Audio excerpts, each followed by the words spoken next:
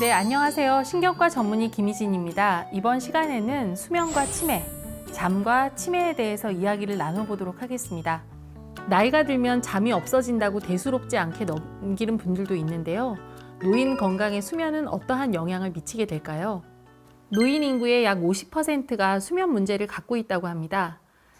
장년기 초기에부터 노인에 이르기까지 해마다 수면 문제는 증가하고 일생을 통해서 여성이 남성보다 더 심각하다고 하는데요.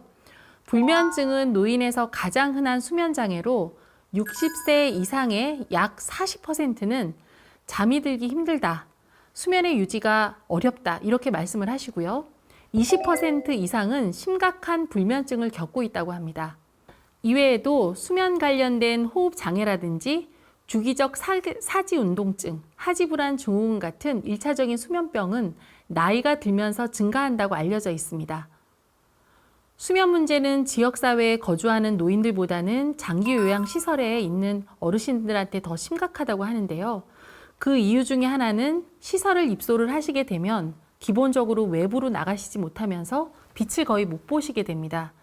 우리 빛 안에는 빛을 보면서 낮 동안에 노출되면 우리가 7시부터 9시까지 자연적인 수면 호르몬인 멜라토닌이 분비를 하게 됩니다.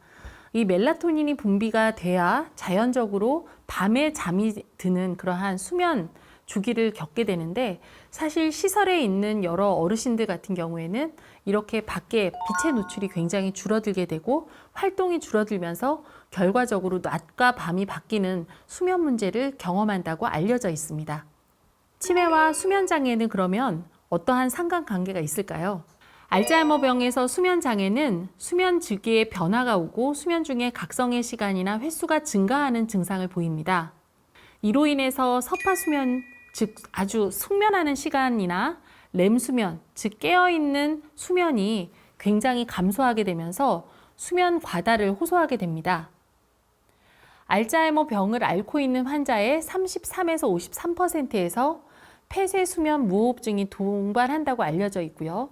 이는 야간 수면에 악영향을 미치고 주간에 수면을 과다하게 유발시킵니다. 또한 질병의 인지 기능을 악화시킬 수가 있는데요. 알츠하이머 병에서 폐쇄 수면 무호흡증이 발생하게 되면 결과적으로 뇌세포에 어떠한 산소가 잘 가지 않게 되면서 아포2 지질단백질 4라는 유전자를 갖고 있는 환자 같은 경우에는 오히려 알츠하이머 병이 굉장히 진행된다고 알려져 있습니다. 또한 아세틸콜린이라는 신경 전달 물질이 상부 기도의 개방에 영향을 미치는데요. 알츠하이머 병에서는 콜린성 물질 전달에 장애가 있기 때문에 이로 인해서 수면 무호흡증이 발생한다고 알려져 있습니다. 저는 잘 때 코를 많이 곱니다라고 해서 수면 무호흡증 때문에 고민하시는 분들이 계십니다. 이제 코골이를 하고 나서 숨을 쉬지 않는 그 시간이 15초 이상이면 그걸 저희가 수면 무호흡증이라고 얘기를 하게 됩니다. 그러면 결과는 어떠느냐? 수면 무호흡증은 기본적으로 치매를 발생시킨다라고 알려져 있습니다. 자연적으로도 나이가 들면 상기도 부분이 나이 때문에 가라앉으면서 코골이는 할 수 있는데요. 코골이를 하더라도 숨을 쉬지 않는 기간이 짧으면 뇌로 가는 산소 포화도에는 문제가 없지만 이게 15초 이상이 되면 뇌세포가 굉장히 빠른 속도로 파괴된다고 알려져 있습니다. 수면 무호흡증이 되면 결과적으로 숨을 못 쉬는 기간 동안에는 뇌에 산소 공급이 되지 않기 때문에 결과적으로 치매와 뇌졸중의 위험 요인이 될 수 있습니다. 그러면 꿈을 많이 꾸거나 꿈꾸는 동안에 몸이 많이 움직이는 걸 저희가 렘수면 장애라고 합니다. 이러한 렘수면 장애가 치매하고 관련이 있을까에 대해서 궁금해 하시는 분들이 꽤 많으신데요. 사실은 우리 수면은 렘수면과 비렘수면으로 나눠져 있습니다. 정상적으로는 비렘수면이 75%, 렘수면이 25%를 차지해야 합니다. 이 비렘 수면 기간 동안에는 깊은 서파 수면이라고 해서 깊은 잠을 자게 되는 수면이고요. 이때 뇌에 쌓여 있는 노폐물과 그 다음에 뇌가 쉴 수 있는 그러한 휴직이라고 생각을 하시면 됩니다. 노폐물을 배출하기 때문에 기억을 강화시키기 때문에 비렘 수면이 적어도 4분의 3 이상은 유지가 되어야 하고요. 그 다음에 렘 수면 같은 경우에는 25%에 해당이 되는데 이 렘 수면 동안에 마치 뇌는 각성 상태로 움직이게 됩니다. 꿈을 꾼다고 생각을 하시면 되는데요. 우리가 꿈을 꾸는 동안에 몸이 움직이면 어떻게 되죠? 몸이 움직이면 사실은 다치게 되죠. 그래서 기본적으로는 신경이나 근육이나 모두 움직이지 못하게끔 뇌에서 딱 잡고 있습니다. 하지만 렘 수면 장애 환자분들 같은 경우에는 꿈도 굉장히 생생하게 꾸고 그 다음에 꿈을 꾸는 동안에 소리를 지른다든지 이렇게 움직인다든지 걷는다든지 예전에 알프스 소녀 하이디 같은 그런 증상이라고 생각을 하시면 돼요. 기면증이라 밤에 굉장히 돌아다니는 그런 얘기가 조금 나왔었는데요. 그러면 이 렘 수면 장애가 과연 치매와 관련이 있느냐? 어떤 보고에 따르자면 렘 수면 장애를 겪는 환자분들 중에서 20년을 관찰을 했더니 70%가 치매와 파킨슨 뇌졸중이 걸렸다라는 그런 보고가 있습니다. 그럴 정도로 이런 렘 수면 장애가 겪는 환자분들은 뇌에 굉장히 악영향을 미치는 나쁜 단백질의 초기 표현이라는 그러한 얘기도 저희가 왕왕하고 있습니다. 기본적으로는 우리가 렘 수면 동안에는 근육이 마비 상태가 되면서 육체적 피로하고 그다음에 근육에 있는 피로 같은 것들이 다 이 밖으로 나가는 그러한 형태가 되는데요.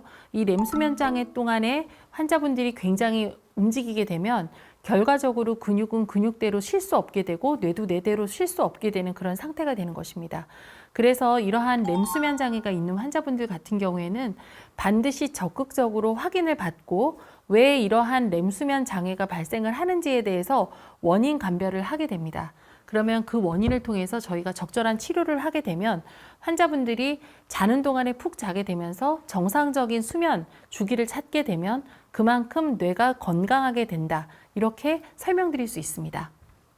하지만 잠꼬대는 누구나 할 수 있고 이것만으로서는 치매라고 단정할 수는 없습니다. 사실은 이제 잠꼬대 저희도 그냥 하잖아요. 근데 우리가 아주 육체적으로 피곤하거나 그 다음에 음주, 술을 많이 드시거나 아니면 정상적으로 수면 호르몬 멜라토닌이 나오는 시간이 7시에서부터 9시까지인데 그 이상의 어떠한 수면 사이클을 잘못 선택해서 본인이 잠을 자거나 하면 렘 수면과 비렘 수면의 주기가 깨지게 됩니다. 그러면 없었던 증상이 나타날 수 있습니다. 그래서 대부분은 정상적으로 한두 번은 큰 문제가 없습니다. 하지만 만약에 자는 동안에 생시처럼 잠꼬대를 하시거나 아니면 나도 모르게 손발을 움직이거나 심한 경우에는 골절까지 이루어지는 부딪혀서 골절, 낙상 이런 걸 경험하는 분이라고 하면 렘 수면 장애라고 저희가 진단을 내릴 수가 있고요. 이 렘 수면 장애는 10년에서 20년 있으면 치매나 파킨슨, 뇌졸중 같은 것이 일어난다고 알려져 있는 아주 초기 증상이라고 굉장히 유명한 증상입니다.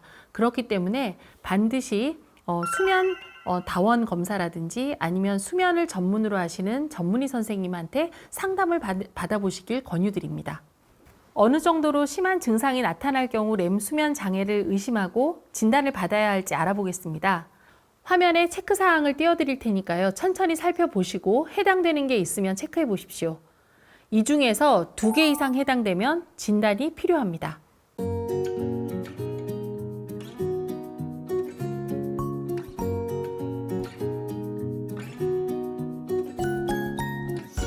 렘 수면 행동장애에 대해서 계속 말씀드리고 있는데요. 렘 수면 행동장애를 진단받은 환자가 그러면 얼마나 실제로 치매에 진단됐는지 한번 알아보겠습니다. 수면센터를 방문한 렘 수면 행동장애 환자들은 10년간 추적 관찰을 해보니까 환자군의 한 9%에서 렘 수면 행동장애를 진단받은 자가 3년 안에 파킨슨병 또는 치매 판정을 받았습니다. 다른 연구, 국외 연구 자료에 의하면 더욱더 심각한데요. 5년 뒤에는 45%, 10년 뒤에는 80%의 렘 수면 행동장애 환자가 파킨슨병 또는 치매로 진단된다라는 보고가 있습니다. 또한 연구를 통해서 렘 수면 행동장애 환자는 파킨슨병 치매에 걸리지 않더라도 기억력이라든지 수행 능력을 포함한 인지 기능이 지속적으로 저하된다라는 사실도 보고가 되었습니다.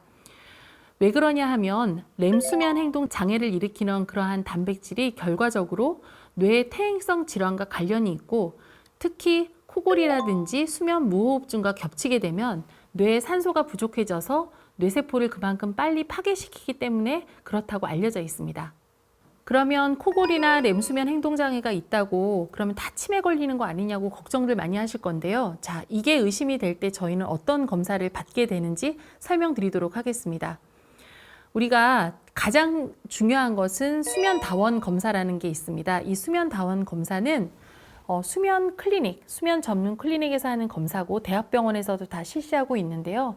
하루 이틀 정도 입원하셔서 밤사이에 내가 정말 어떠한 원인에 의해서 렘수면 행동장애가 있는지 어느 정도로 심각한지를 하는 검사입니다. 그것뿐만이 아니라 수면 무호흡증이라든지 나도 모르는 뇌전증, 경련 같은 것도 다 확인할 수 있기 때문에 수면 다원 검사라는 것을 꼭 받아보시면 좋을 것 같습니다. 그리고 예를 들어서 수면 다원 검사라고 하더라도 가장 중요한 거는 이게 실제적인 뇌 구조하고도 관련이 있기 때문에 뇌 구조에서 이러한 수면에 문제가 일으킬 만한 문제가 있는지 뇌 영상 검사도 하게 되고요. 그 다음에 세 번째로는 우리가 만약에 수면 무호흡증이나 그 다음에 렘수면 장애가 비만 때문에 오게 된다라고 하면 가장 좋은 방법은 다이어트죠. 살을 빼면 좋지만 나는 절대 살을 뺄 수 없다. 이런 경우에는 양압기라는 그러한 도구를 저희가 이제 기구를 대여를 하고 그거는 본인이 숨을 안 쉬는 수면 무호흡 중에 마스크를 쓰고 숨을 불어넣어주는 장치거든요. 그러한 장치를 통해서 약물 치료 없이도 불면이나 렘수면 장애, 그 다음에 수면 무호흡증에서 완전히 해방될 수 있습니다. 그래서 이러한 다양한 의료적 방법이 있다는 거 꼭 기억을 하시고요. 수면 클리닉에 가서 전문적인 진단, 그 다음에 치료, 예방을 하셨으면 좋겠습니다. 수면 무호흡증이나 렘수면 장애 동안에는 뇌세포 손상과 저산소증이 발생을 합니다. 그래서 적극적인 치료를 통해서 뇌세포의 손상을 최대한 예방하는 것이 가장 중요합니다. 그리고 중요하게는 심근경색이라든지 아니면 다른 호흡기 질환하고도 굉장히 많이 병발한다고 알려져 있기 때문에요. 가장 중요한 것은 편안한 수면을 도와주게 되면 충분히 뇌 건강에 도움이 된다는 점 꼭 기억하셨으면 좋겠습니다. 다음 시간에는 우울증과 치매에 대해서 알아보도록 하겠습니다.